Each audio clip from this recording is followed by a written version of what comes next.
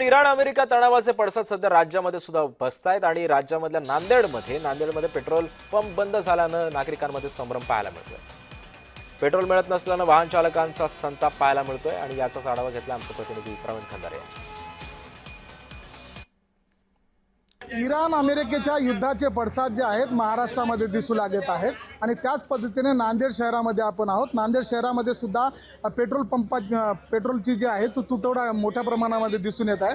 नांदेड शहरातील सर्व जे पेट्रोल पंप आहेत बंद झालेले आहेत आणि नागरिकांना मात्र नाहक त्रासाला सामोरे जावं लागत आहे। या ठिकाणी आपण आहोत ग्रामीण भागामध्ये आहोत, नांदेडच्या लगतच असलेले पासदगाव या ठिकाणी आहोत।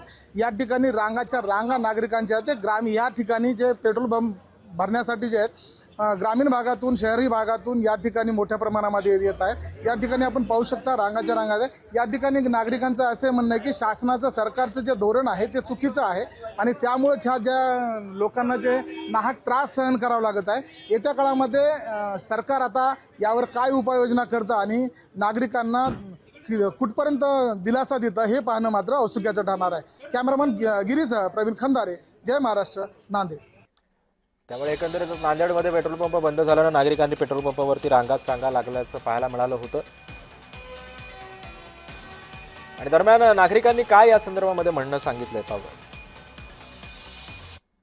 परराष्ट्र धोरण चुकलेलं आहे। इराणच्या युद्धामुळे भारतात परिणाम आहे। तपशील सरकार आहे फसलेलं आहे। काय मागणी सरकारची? मागणी काय आहे? हे लोकांना त्रास बंद करावा असा, पेट्रोल डिझेल सुरळीत साठा करावा, पैसे देऊन हे चुकीचं आहे थांबवणं।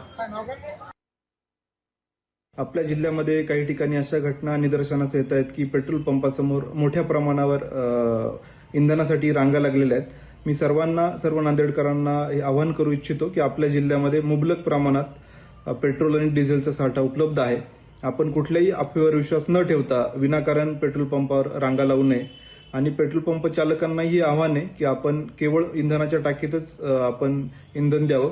कुठल्याही पद्धतीने खुली विक्री या पेट्रोलची आणि डिझेलची होणार नाही याची आपण दक्षता घ्यावी।